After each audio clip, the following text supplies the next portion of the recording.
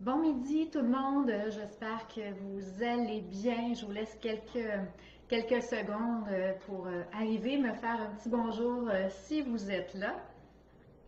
Donc, d'abord, je veux remercier Isabelle Huot qui m'a donné l'opportunité de pouvoir parler à sa communauté. Vous êtes sûrement en train de vous demander, oui, mais c'est qui elle?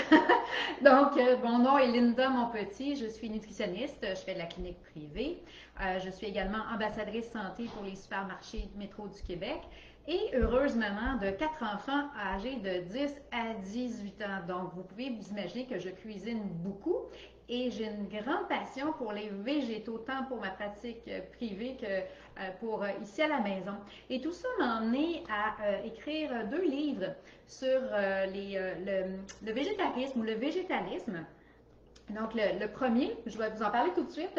Peut-être vous l'avez déjà vu, Végétalien, 21 jours de menu. Là, on y parle vraiment, on aborde vraiment tout ce qui est comment modifier les menus pour les rendre végétaliens, par exemple, par quoi on remplace la viande, où on trouve le calcium, le fer. Donc, la première portion est vraiment axée sur la nutrition et naturellement, la deuxième portion est plus recettes, menus, etc. Et je vais vous parler de mon petit nouveau, mon petit dernier, Végé Gourmand, qui est pour moi le parfait amalgame entre la santé et le plaisir d'épater. Donc oui, on y parle de comment faire en sorte que les menus végés ou les repas végés soient plus excitants pour les papilles, comment modifier les recettes également et plusieurs recettes, surtout végés et gourmandes. Et si vous écoutez bien jusqu'à la fin, je poserai une question et on fera tirer un exemplaire de VG Gourmand. Donc, soyez à l'écoute pour trouver la réponse à la fin.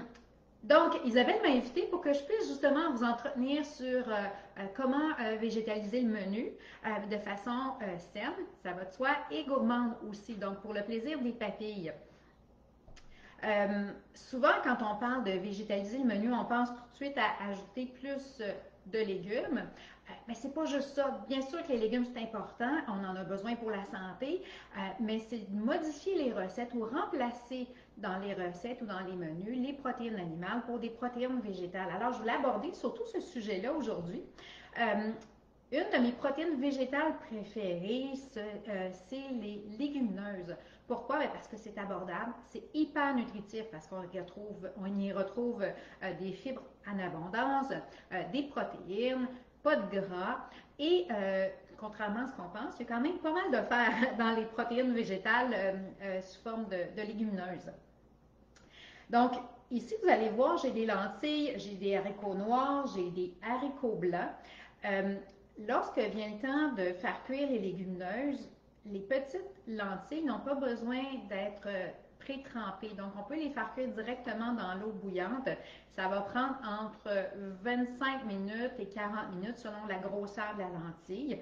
Par contre, toutes les grosses légumineuses, ici les haricots noirs, les pois chiches, vont demander à être trempées au moins une nuit avant ensuite de ça de les faire cuire.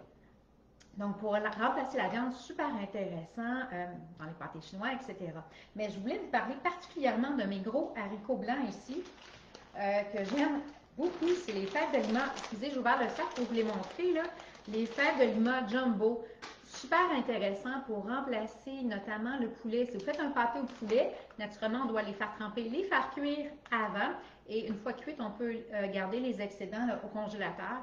Mais la texture est vraiment incroyable, super intéressant au goût. Et moi, j'aime bien vraiment dans les sauces, là, les mélanges, remplacer la volaille par les haricots blancs de cette façon-là. Si vous n'êtes pas certain pour la texture des légumineuses, c'est pas tout le monde qui aime ça du premier coup. Les intégrer dans des potages, c'est une belle façon de les passer. Ou encore de faire de la germination. Donc, c'est un amalgame, je vous dirais, entre le légume vert et la légumineuse à ce moment-là. Et le goût est complètement différent. Vous n'avez pas besoin d'outils hyper sophistiqués là, pour faire la germination. Moi, je me sers de ça ici. Une passoire du magasin 1$ et d'un bol. Donc, parmi les légumineuses qui sont intéressantes à faire germer, les petites légumineuses, je ne sais pas si vous les connaissez, c'est les petites fèves mangue, très faciles à faire germer. et elles n'ont pas besoin de cuisson une fois germées. Même chose avec les lentilles. Donc, on les met dans notre passoire, on s'assure de les rincer 2 fois par jour. Moi, je les couvre toujours d'un petit linge pour éviter que les mouches, les petites bébites, là, viennent faire leur tour. Et vous allez voir la germe sortir éventuellement. Une fois que c'est fait, vous les rincez, vous les gardez au frigo jusqu'à l'utilisation. Si vous faites germer les plus grosses légumineuses, donc comme les pois chiches, les haricots, ou ce qu'on voit ici, faut absolument les faire cuire, même si elles sont germées. Sinon, il y a des substances qui peuvent vous rendre quand même assez malade là, si vous les mangez crus. Par contre, vous allez voir que le goût, la texture va être différente. Donc, si vous n'aimez pas le côté pâteux des légumineuses, ça peut être une belle façon aussi d'intégrer les légumineuses au menu. Parmi les autres protéines végétales, ben, il y a le tofu. Le tofu, si vous devez faire des sautés ou des grillades, toujours prendre le tofu extra ferme ou le tofu ferme. Et le tofu mou est excellent. Je vais tasser ça ici avant de le faire tomber. Le tofu mou est excellent pour tout ce qui est préparation de dessert ou de smoothie. Et là, je vous donne ma recette de mousse au chocolat et au tofu, la plus simple au monde et vraiment gourmande. Il s'agit d'avoir, regardez ici, le tofu mou, vous allez retrouver là, vraiment sur l'emballage, c'est pas tofu dessert parce que celui-là est déjà sucré, le tofu mou, il est nature, celui-ci. Donc, j'ai un emballage de 300 g de tofu mou, à peu près 3/4 de tasse de chocolat noir fondu, ce qui me donne à peu près 150 g. Et j'ai ajouté à ça une tasse de mangue congelée que j'ai fait décongeler et une cuillère à soupe de graines de chia. J'ai passé tout ça au mélangeur jusqu'à l'obtention d'un mélange hyper crémeux. Et habituellement, là, je prends des framboises fraîches que je vais écraser à la fourchette avec une petite touche de sirop d'érable pour venir garnir. Écoutez, c'est bon. Il n'y a personne qui va douter même que c'est à base de tofu et ça fait un beau dessert quand même assez gourmand, je vous dirais. Si vous voulez enlever le côté gourmand, vous pouvez très bien remplacer le chocolat noir par simplement du cacao et un petit peu de sirop d'érable. Donc, on va couper un peu sur les gras, il ne faut pas se le cacher. Le chocolat renferme quand même du gras de cacao, mais ça demeure quand même un dessert intéressant sur le plan de la santé. Ensuite de ça, pour faire des hamburgers végés, oui, on peut faire nos propres galettes à base de légumineuses ou de tofu. Personnellement, avec les enfants, quand ils rendent 5 heures, je trouve ça un peu long. Et puis, il faut dire que mes plus vieux ont 18 ans. Fait qu'un burger, c'est pas assez. Et ça fait beaucoup de boulettes à faire. Mon meilleur truc, si vous ne connaissez pas le tempeh. Le tempeh, moi, je trouve à mon supermarché, là, dans le congelé, mais on en trouve aussi dans le frais. C'est de la fève de soya qui a été compressée, fermentée. Et c'est tellement simple à faire pour faire des burgers. Je le coupe en 4, ça me fait donc 4 boulettes. Et je le fais griller sur le barbecue avec ma sauce barbecue maison ou encore du commerce. Ça ne peut pas être plus facile que ça pour faire vos burgers. Si vous trouvez que le goût du tempeh est un peu fort, vous pouvez faire mijoter aussi le tempeh une dizaine de minutes dans l'eau bouillante avant après ça de le faire griller sur le barbecue. Ça va vraiment atténuer cette saveur-là. Donc, on a quelque chose de peu transformé, hyper nutritif et vraiment, vraiment rapide à faire. Tellement rapide que même ma fille de 10 ans, là, quand elle trouve que je tarde trop dans mon bureau en mode télétravail, elle se prépare elle-même les hamburgers pour le souper avec la supervision du grand frère, naturellement. Lorsqu'on parle de repas végé, des fois, j'ai des petites grimaces de gens qui disent « Oh, je ne suis pas sûre si je vais aimer ça ». À présent, tout le monde, tous mes amis à qui j'ai fait découvrir des recettes végé ont adoré. Parce que quand ça goûte bon, on ne charle pas, que ce soit végé ou non. Donc, parmi les astuces pour avoir quelque chose qui fait wow en bouche, c'est de trouver un équilibre entre les 4 saveurs de base, soit le sucré, le salé, l'amer et l'acide. Donc, quand on parle d'ingrédients sucrés dans votre recette, ça peut être de la courge qui a un petit côté sucré, de la patate douce ou même du maïs. Le côté salé, on peut aller chercher avec le sel, mais pensez au miso qui a vraiment aussi des belles saveurs. La sauce tamari également peut être intéressante. Le côté amer, du brocoli, quelques feuilles de roquette sur le dessus aussi pour aller chercher la petite amertume. Et tout ce qui est acide, un petit zeste, pardon, pas un zeste, mais bien un peu de jus de citron ou de lime sur la fin d'un plat, de la sauce tomate, ça va aller vraiment chercher le petit côté acide. Le piquant, si vous aimez ça, vous le dosez à votre goût. Mais il y a une cinquième saveur. Je ne sais pas si vous la connaissez, c'est la saveur umami. C'est une espèce d'explosion en bouche. C'est vraiment ce qui permet d'emmener un plat qui goûte bon à quelque chose de plutôt extraordinaire. Vous savez, là, dans l'univers non végétal, le fromage parmesan, c'est plein d'umami. Donc, les fromages en général, et c'est pour ça que c'est si difficile de s'en passer.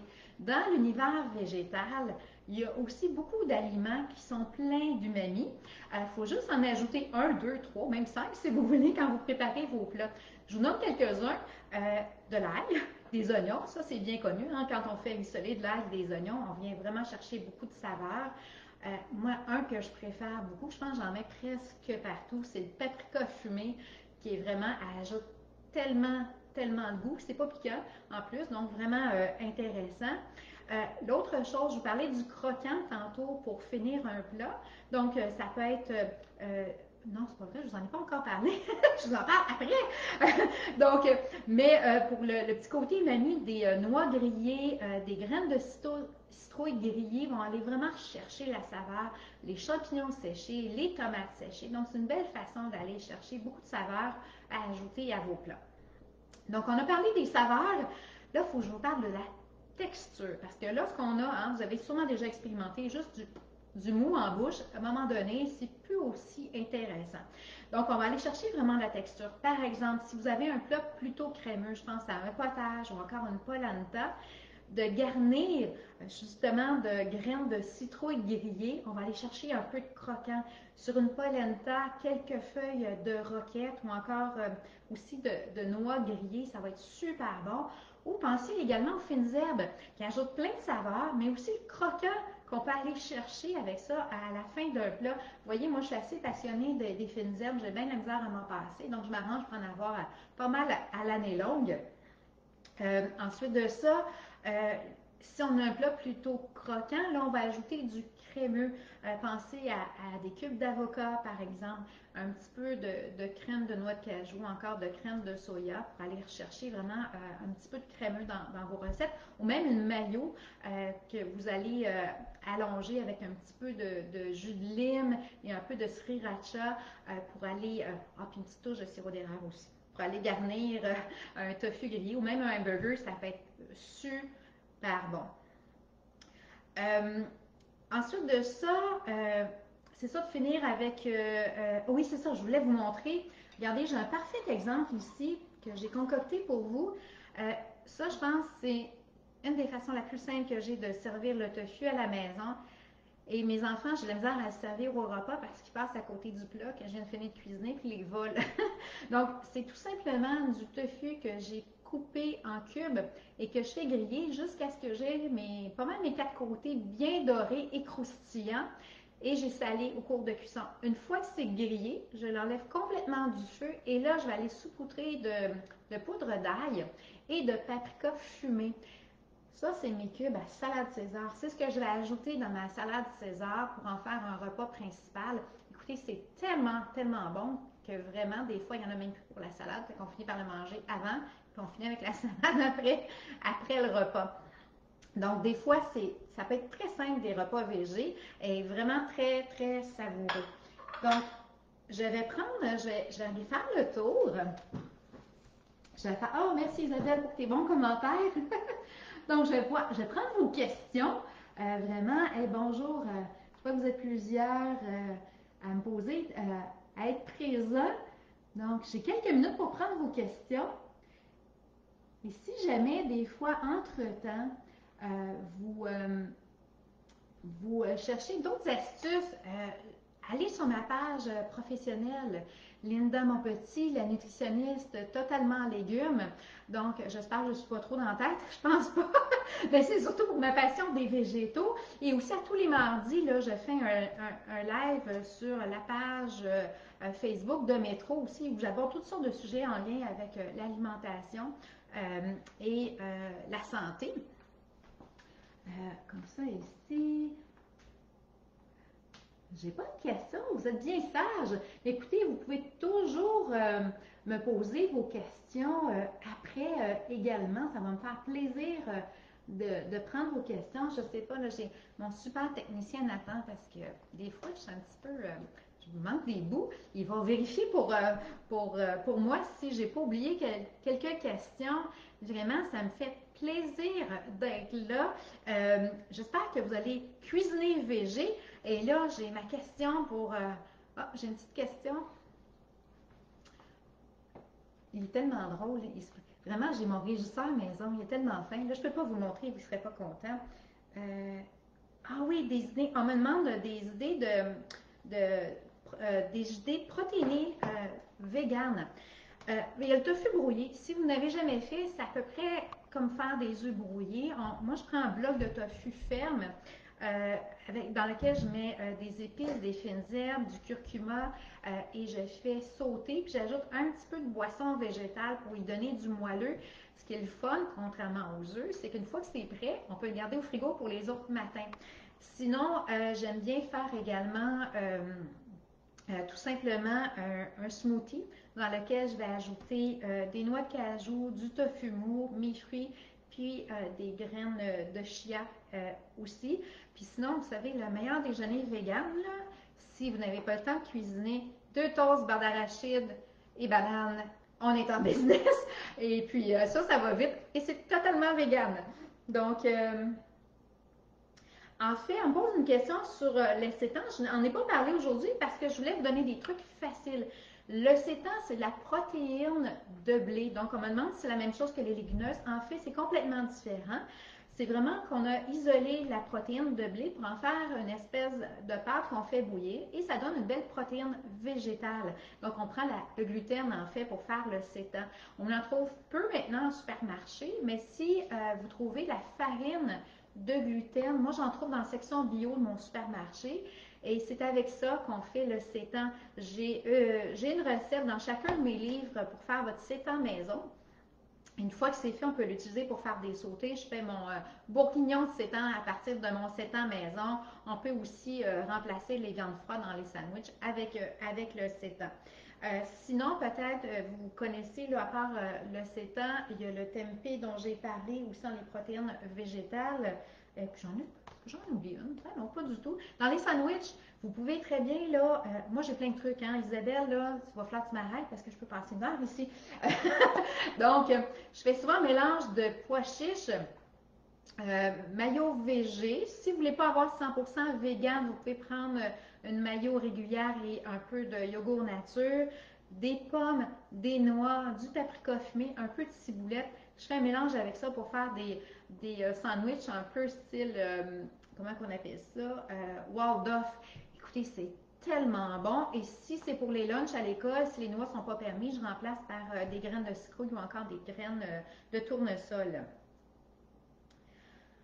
La levure, on pose des questions sur la levure nutritionnelle. La levure nutritionnelle, écoutez, je vais demander à mon assistant d'aller chercher dans le frigo s'il veut bien. Vous allez voir, oui, passe de l'autre côté. Oh, je vais y aller pour vous. Il est gêné un petit peu. Lui aussi, il est victime de la COVID. Donc, les cheveux poussent et puis il ne s'est pas préparé pour vous ce matin. Je vais aller chercher la levure nutritionnelle directement dans mon frigo. OK. La levure nutritionnelle, là, je vais vous la montrer en fait. C'est un petit flacon comme ça. On l'utilise beaucoup, là, je ne sais pas si vous le voyez, là, la mienne a été un petit peu brassée, un peu miettée. La levure nutritionnelle, c'est pas la même chose que la levure boulangère, donc c'est pas pour faire le pain. On l'ajoute beaucoup dans l'alimentation végé parce que ça ajoute de la vitamine B12. Par contre, quelqu'un qui est 100% végétalien, c'est pas une source fiable de B12, il faut vraiment aller chercher des suppléments. Moi, je l'aime surtout pour la saveur que ça va ajouter dans les plats. Ça a une saveur très fromagée. Fait que dans mes vinaigrettes, souvent, je vais en mettre sur mes salades. Quand je prépare mon sétan, écoutez, on est tellement habitué d'en manger ici, je pense que j'en mets à peu près partout. Donc, dans la vinaigrette, là, c'est tout simple. De l'huile, surtout si vous aimez les styles bol de Bouddha, pokéball, on met un petit peu d'huile, de la levure nutritionnelle, du sirop d'érable. du jus de lime ou du jus de citron, de la sauce tamari. Vous mélangez tout ça ensemble et je vous dis, vous ne pourrez plus vous en passer. C'est vraiment, vraiment délicieux. Et ça aussi, on le trouve maintenant facilement en supermarché. Oui, on me pose une question. Oui, pour la levure nutritionnelle, pour être sûr qu'elle soit stable, qu'elle ne se dégrade pas, moi, je la garde au frigo. Souvent, je vais en acheter des gros sacs également. Fait que dans ce temps-là, je vais en mettre une partie au frigo puis une partie au congélateur pour la garder la plus stable possible. Et ça m'emmène à une autre idée là, pour ce qui est de tout ce qui est noix. Si vous achetez en grande quantité, surtout la noix de Grenoble, elle a tendance à rancir quand même assez rapidement. Moi, je la garde au congélateur et j'en sors une petite quantité que je laisse dans l'armoire. Tout ce qui est graines, comme les graines de citrouille, graines de tournesol, c'est plutôt stable. Fait que ça, je le garde dans l'armoire. Naturellement, si vous n'en mangez pas souvent, peut-être qu'elle va finir par se gaspiller quand même. Sinon, tout ce qui est légumineuse, là, ça se garde au frais et au sec là, hyper longtemps. Ce que je préfère faire habituellement, là, quand j'ai un gros sac comme ça, je vais le faire cuire au complet. J'aime pas perdre mon temps puis recuire toujours les mêmes affaires. Je vais laisser tremper le sac au complet toute la nuit. Le lendemain, je vais prendre un gros chaudron, faire mijoter. D'habitude, ça va prendre facilement 45 minutes. Je vais faire mijoter mon sac au complet de légumineuses et je vais le séparer 2 à 3 tasses par sac refermable que je vais mettre au congélateur. Donc, quand j'en ai besoin, je sais que j'ai, mettons, 2 tasses de légumineuses dans mon sac refermable. Et puis là, j'en ai pour un bon bout de temps. Même chose avec les pois chiches et les haricots noirs.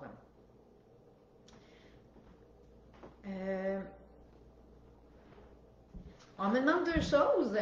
Le quinoa, en fait, le quinoa, c'est une pseudo-céréale. On me demande si c'est une protéine complète. Tout ce qui est protéines végétales, ça ne sera pas complet. Il va manquer un acide aminé, ou être là en moins grande quantité. Il y a à peu près juste le soya qui a pas mal tous les acides aminés en quantité suffisante. Généralement, vous n'avez pas à vous inquiéter à compléter vos protéines si vous avez une variété de sources dans votre journée. Donc, des grains entiers, des légumineuses, des noix, un peu partout dans votre journée, elles vont se compléter d'elles-mêmes. Ça n'a pas besoin d'être dans le même repas. Et puis, on me demande, et ça va me faire plaisir, que je vous montre mes livres tout simplement. Donc, le livre Végé gourmand et le 21 jours de menu végétalien. Les deux sont disponibles sur Modus, le groupe Modus sur Internet. Vous pouvez les trouver facilement puisque les librairies sont fermées présentement. Il y a possibilité de les commander directement en ligne. Et puis, on me demande s'il y a des options sans gluten. Naturellement, toutes les recettes peuvent être sans gluten si vous allez, là, c'est ma dernière question pour aujourd'hui. Donc, si vous allez dans les recettes, en fait, vous pouvez toujours remplacer, par exemple, du sétan par du tofu. Vous pouvez remplacer les pâtes de blé par des pâtes de riz. Ou encore, là, si tout ce qui est quinoa, c'est naturellement sans gluten. Farine de sarrasin, c'est naturellement sans gluten. Et j'aime beaucoup les farines complètes. Donc, vous pouvez faire un amalgame de farine de sarrasin et un mélange de farine sans gluten. Alors, je suis rendue vraiment à vous poser ma question quiz. Alors, soyez à l'écoute. La première personne qui répond à la question va gagner mon livre Végé gourmand que l'équipe d'Isabelle va vous faire parvenir. Donc, voici ma question. J'espère que vous avez bien écouté. Quel est le nom de la 5e saveur? Quel est le nom de la 5e saveur? Alors, je regarde. J'attends votre réponse. Oh, il n'y a personne.